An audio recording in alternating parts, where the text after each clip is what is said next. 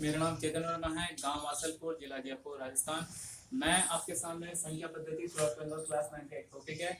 मैं बताता हूँ वो संख्याएं होती क्या है, संख्या पद्धति होती क्या है। संख्याओं में बात करते हैं तो पहले आती है सबसे प्राकृत संख्याएं, फिर आती है पूर्ण संख्याएं, फिर आती है पूर्णांक संख्याएं, फिर आती है परिमेय, फिर आती है अपरिमेय संख्या। मैं आपको बताता हूँ कि पूर्ण संख्याएं प्राकृत संख्याएं होती है। प्राकृत संख्याएं होती है 1 2 3, 1 से स्टार्ट होगी जो अनंत तक जाती है।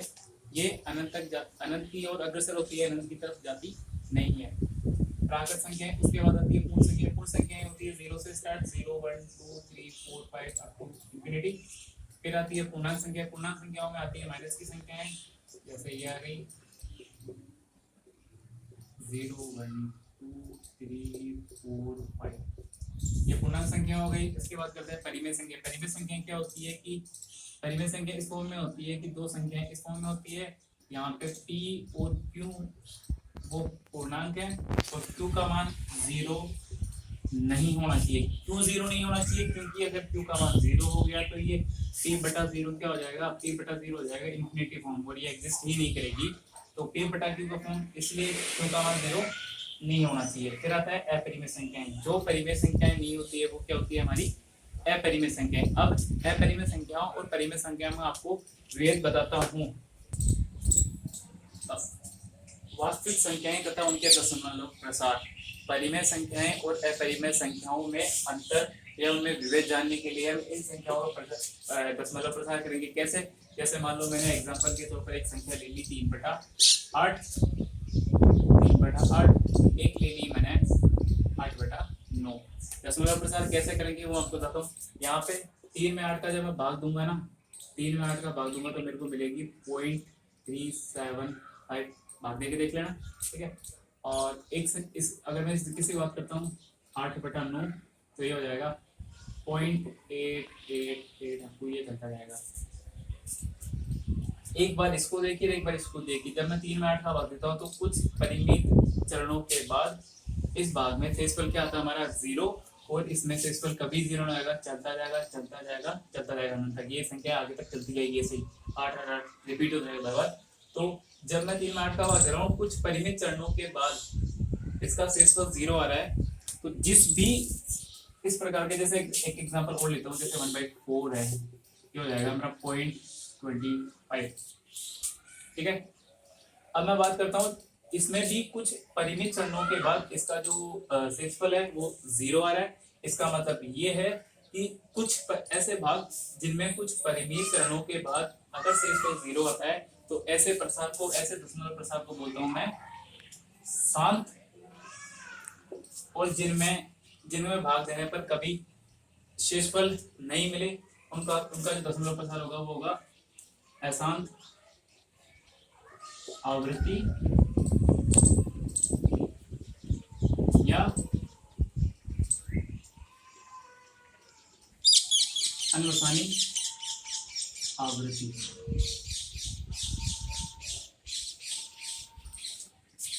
अनुसानी आवृत्ति और शांत का मतलब ये हो गया कि मैं 3 में 8 का भाग दे रहा हूँ, तो कुछ परिमित चरणों के बाद मेरा भागफल 0 आएगा। तो जो 0 आएगा भागफल, तो इस प्रकार की संख्या मिले उनके जो दशमलव प्रसार होंगे वो होंगे शांत। और इसमें जो 8 रिपीट हो रहा है बार बार, तो इसमें इसके प्रसार को बोलता हूँ मैं अशांत आवृत्ति या अशांत अनुसानी आवृत्ति। तो दशमलव प्रसार की बात करते हैं। दशमलव प्रसार अगर ऐसे पूरा भाग जाएगा, शेषफल 0 बचेगा, तो उस प्रकार के दशमलव प्रसार को बोलता हूँ मैं शांत, और इस प्रकार के प्रसार को बोलता हूँ मैं अनुसानी आवृत्ति या अशांत आवृत्ति। अब वास्तविक संख्याओं की बात करता हूँ, तो ऐसे इन दोनों के उपयोग से मैं परिमेय संख्याओं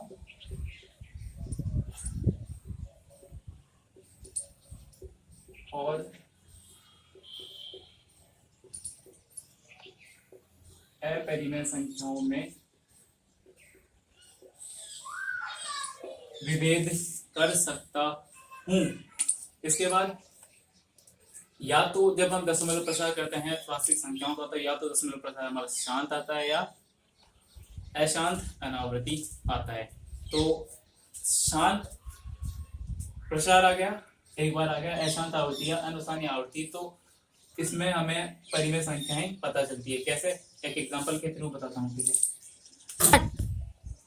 अब मैं एग्जांपल की बात करता हूँ। जैसे मैंने एक एग्जांपल ले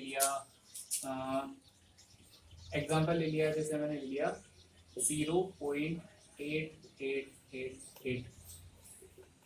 ये हमें बताना है कि ये परिमेय संख्या है या अपरिमेय संख्या। कैसे बताता हूँ वो मैं बताता हूँ आपको। जैसे इसको मैं अपरिमेय संख्या बतानी है या परिमेय संख्या बतानी, जो भी करते हैं करते देखिए। मैंने इसको मान लिया, इसको मैंने मान लिया 0.8 बार। यहाँ पे 8 बार का मतलब ये है कि जैसे यहाँ पे ये संख्या बार बार रिपीट हो रही है ना, तो मैंने इस 8 को ऐसे लिख दिया 0.8 बार। तो इसका मतलब ये हो गया कि ये संख्या बार बार रिपीट होती रहेगी। इसको मैंने माना x इज इक्वल टू 0.8 बार। इसको मैंने दे दिया इक्वेशन नंबर 1। और अब मैं क्या, इसको मैंने x माना था ना, तो इसको मैं ऐसे लिख सकता हूँ क्या, इसको मैं ऐसे लिख सकता हूँ। तो अब मैं क्या करूंगा, दोनों पक्षों को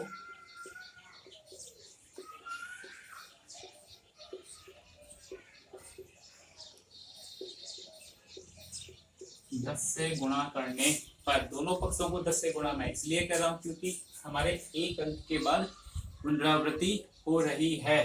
दोनों पक्षों को मैं 10 से गुणा करूंगा तो ये हो जाएगा हमारा 10x, ये हो जाएगा 10 इंटू 0.888। अब ये चलता रहेगा तो इसको मैं ऐसा करूंगा तो ये हो जाएगा हमारा 8.888। अब तो चलता रहेगा तो ये हो गया 10x इज इक्वल टू 8.888 ऐसा रहेगा। ये हमारी होगी समीकरण नंबर 2। मैं क्या करूंगा, समीकरण नंबर 2 में से समीकरण नंबर 1 को घटाऊंगा। तो समीकरण 2 ये रही, समीकरण नंबर 1 ये रही। हो जाएगा 10 में से 1 गया तो 9x, और यहाँ पे बच जाएगा मेरा 8। तो मैं इस 9 को अपसांत में करूंगा, ये गुणा में, तो ये भाग में आ गई। तो x का मान क्या मिला मेरे को, 8/9। तो हमें ये पता चलता है कि ये संख्या परिमेय संख्या है, परिमेय संख्या। हाँ, ये परिमेय संख्या क्यों, क्योंकि ये इस फॉर्म में आ रही है। दोनों p और q पूर्णांक है और q का मान हमारा 0 नहीं है। ये हो गया। एक एग्जांपल और बताता हूँ आपको, एक एग्जांपल और लेता हूँ मैं। एक एग्जांपल हो गया जैसे 3.5421। इसको बताना है कि ये परिमेय संख्या है या अपरिमेय संख्या। कैसे बताऊंगा, ये लिखी हुई है मेरी 3.5421। ये बताइए कि कितनी संख्या बाद में पॉइंट है, 1 2 3 4 संख्या बाद में पॉइंट है। इसका बटा लगा के इसको ऐसे करूंगा, हो गया 1 2 3 4 5 आ गया ना।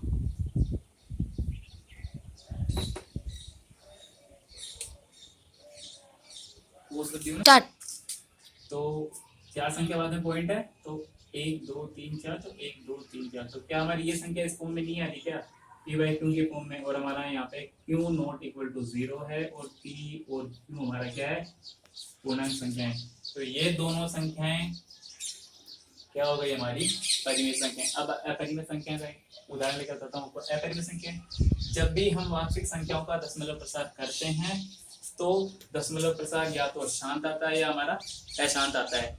हम जिन भी संख्याओं को p बाई क्यू में फॉर्म में लिख सकते हैं वो हमारी क्या आ जाएगी, परिमेय संख्याएं। बाकी क्या आएगी हमारी अपरिमेय संख्याएं। मैं आपको बताता हूँ, जैसे एक एग्जांपल लेता हूँ ना, एग्जांपल की बात करता हूँ।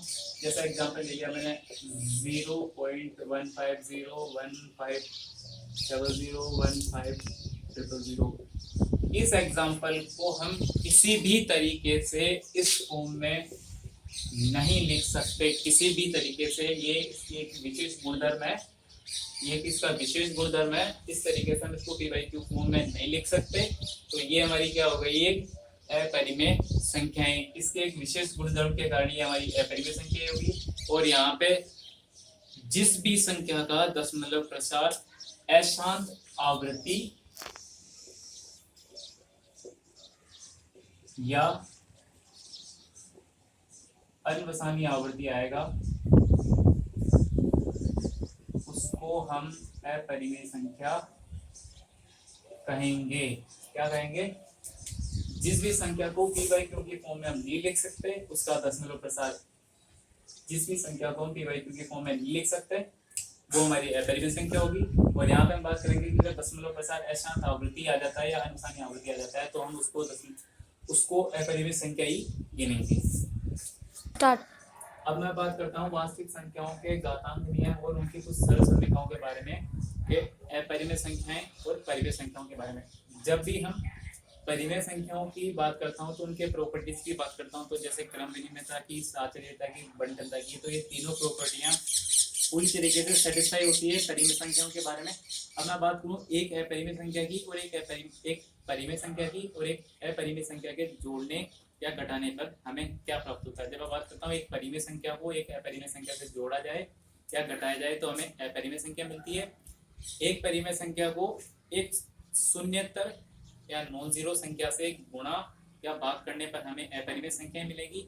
अगर दोनों संख्याएं मैं अपरिमेय ले लूं, अगर मैं दोनों संख्याएं अपरिमेय ले लूं तो या तो उनका गुणा करो, जोड़ करो, भाग करो, कुछ भी करो, वो दोनों का जो आएगा रिजल्ट वो कुछ भी हो सकता है, परिमेय भी आ सकता है और अपरिमेय भी आ सकता है। अब मैं आपको कुछ सरल समीकरण बताता हूँ कैसे सोल्व करेंगे। तो जैसे सिंपल सा बताता हूँ आपको, जब भी दो संख्याएं लेता हूँ अगर उनके आधार समान हो तो गुणा के अंतर्गत क्या होती है, जुड़ती है। जब दो संख्याएं गुणा में और उनके आधार समान हो तो गुणा में घातें क्या होती है, जुड़ती है। भाग में क्या होती है, घातें घटती है। भाग में घातें घटती है। यहाँ पे हमारा जो m है, सॉरी m है वो n से बड़ा होगा। तीसरी बात, अगर दोनों संख्याओं की घात समान और आधार अलग अलग हो तो दोनों संख्या गुणा की घात हमारी क्या हो जाएगी, एक हो जाएगी। आधार अलग अलग है, घात समान है तो दोनों गुणाओं की क्या हो जाएगी, हमारी ये संख्या हो जाएगी। एक एग्जांपल बताता हूँ कैसे। जैसे मैंने तो ये बोल दिया कि 81 की पावर 1/2 इसको सोल्व करो, तो मैं तो कैसे करूँगा, इसको सोल्व करूँगा कि क्या मैं इसको 89 को 9 की पावर 2 लिख सकता हूँ? हाँ, मैं 81 को 9 की पावर 2 लिख सकता हूँ। क्या मैं इसको वो सोल्व कर सकता हूँ? हाँ, मैं इसको सोल्व कर सकता हूँ। 3 की पावर 2 इंटू 3 की पावर 2 ऐसा कर सकता हूँ। ये 1/2 हो गया हमारा। फिर मैं ये आगे प्रॉपर्टी ये वाली, आधार समान है, घात भी समान, घात समान है, कोई जरूरी नहीं है कि समान हो। अगर आधार समान हो तो हमारी घातें क्या जाएगी, जुड़ जाएगी। तो 3 गुणा में घातें कितनी जाएगी, 2 और 2 4। एक प्रॉपर्टी आपको बताता हूँ, एक की घात m है और इसकी घात n है, तो ये घातें क्या हो जाएगी, आपस में गुणा जाएगी। तो यहाँ पे ये घातें आपस में गुणा होगी, ये हो जाएगा 3 की घात 4 गुणा 1/2, तो 2 से 2 का मतलब 2, ये होगा 3 की घात 2 और 3 की घात कितनी होती है, 9। कितनी होती है, 9। तो हमारे इस प्रॉपर्टी से हमने ये रिजॉल्व कर लिया। अब आपको एक सरल समीकरण ये ऐसे दे दी जाएगी और इसका बोलेगा कि इसके हरों का परिमेयकरण करना है। तो कैसे करते हैं, जैसे इस समीकरण हरों का हर का परिमेयकरण कैसे करना है कि आपको ये समीकरण दे दी, तो इसका जो संयुग्मी है, संयुग्मी का मतलब ये होता है कि जैसे ये लिखा हुआ है मेरे पास a प्लस रूट बी, तो इसका संयुग्मी हो जाएगा a माइनस रूट बी। तो मुझे करना क्या है, इस a माइनस रूट इसके संयुग्मी a माइनस रूट बी को इससे ऊपर नीचे गुणा करना है। a माइनस रूट बी हो गया, ये हो गया मेरा a माइनस रूट बी। इसको जब मल्टीप्लाई करूंगा तो ऊपर से एक है तो एक तो ऐसा कैसे रह जाएगा, तो हो जाएगा a माइनस रूट बी और नीचे मेरा आ जाएगा a plus root b dot a minus root b. अब मैं क्या करूंगा, इसको मल्टीप्लाई करूंगा। इसका मल्टीप्लाई सिंपल से एक फॉर्मूला है, a minus b sorry a plus b into a minus b. हमारी एक सरल समीकरण होती है a square minus b square का ये होता है। तो जब इसको सोल्व करूंगा तो क्या जाएगा, हमारा a माइनस रूट बी हो जाएगा a स्क्वायर माइनस, जब अंडर रूट की संख्या को अंडर रूट से गुणा करते हैं तो वही संख्या हमारे पास क्या आती है, वही संख्या वापस आ जाती है। तो हमारे पास ये क्या होता है a स्क्वायर माइनस बी। तो ये हमारी संख्या का परिमेयकरण हो गया कि इस सरल समीकरण के हर का परिमेयकरण हो गया। एक एग्जांपल लेके बताता हूँ आपको। एग्जांपल है जैसा आपको दे दिया 1/√3, इसके हर का परिमेयकरण करना है। हमें पता है कि अंडर रूट 3 कैसी एक संख्या है, एक संख्या है परिमेय संख्या है। मैं क्या करूंगा, इसको ऊपर नीचे मल्टीप्लाई करूंगा, तो ये इसका हर इसको 1 से करेंगे तो ऐसा जाएगा, और अंडर रूट की संख्या को अंडर रूट की संख्या से गुणा करो तो अंडर रूट जाएगा, वो संख्या वापस आ जाएगी। तो ये इस संख्या के करके हर का परिमेयकरण हो गया। अब मैं बात करता हूँ एक एग्जांपल और लेके। अब एक एग्जांपल लेके बात करता हूँ, जैसे इस तरीके से ये ले लिया मैंने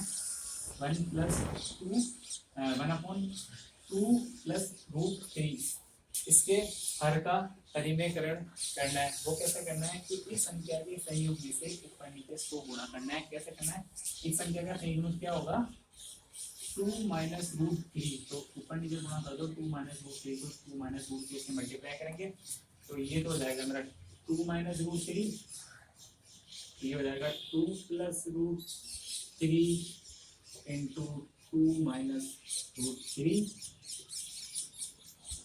अब ये वापस आ गया सलसनी का a plus b dot a minus b. क्या फॉर्मूला होता है a square minus b square का। तो हमारे पास a का मान क्या है ये 2 और b का मान क्या है अंडर रूट 3। तो जब 2 को 2 से मल्टीप्लाई करूंगा तो क्या आएगा 2 की पावर कितनी जाएगी 4, 2 की पावर कितनी जाएगी 4। ये हमारा क्या 2 माइनस रूट 3। अब माइनस माइनस और रूट 3 का स्क्वायर क्या हो गया, रूट 3 का स्क्वायर होता है 3। तो हमारा क्या बच गया है 4 में से 3 गया तो 1, तो हमारे पास ये क्या बच गया 2 माइनस रूट 3। तो ये हमारे हरों का परिमेयकरण भी हो गया। हमने क्या पढ़ा संख्या पद्धति के अंदर, संख्या पद्धति के अंदर पढ़ा कि संख्याएं कैसी होती है, पूर्णांक होती है, पूर्ण संख्याएं होती है, ताकत संख्या होती है, परिमेय संख्या होती है, अपरिमेय संख्या होती है। परिमेय संख्याएं क्या होती है, अपरिमेय संख्याएं क्या होती है। परिमेय संख्याएं वो होती है कि भाई क्यों की फॉर्म में इसके अंदर क्यों का मान 0 नहीं होना चाहिए। फिर उसके बाद हमने वास्तविक संख्याओं के दशमलव प्रसार के बारे में बात किया, उससे हमें ये पता चला कि दशमलव प्रसार कैसा होता है। दशमलव प्रसार होता है तो शांत या अशांत। अब हमने ये देखा कि अगर कोई हमें संख्या दे रखी है, अगर उसका दशमलव प्रसार शांत है तो वो संख्या परिमेय होगी, दशमलव प्रसार अशांत है तो वो परिमेय संख्या भी हो सकती है। लेकिन कई बार ऐसी संख्या आ जाती है कि उनका दशमलव प्रसार अशांत आवृत्ति होते हुए भी हम उनको p/q के फॉर्म में नहीं देख सकते, तो वो संख्या हमारी क्या हो जाती है अपरिमेय संख्याएं। फिर हमने वास्तविक संख्याओं के कुछ घातांक नियमों कुछ सरल समीकरणों से हमें क्वेश्चन सॉल्व किए। तो ये हमारी संख्या पद्धति यहाँ पर समाप्त होती है। धन्यवाद।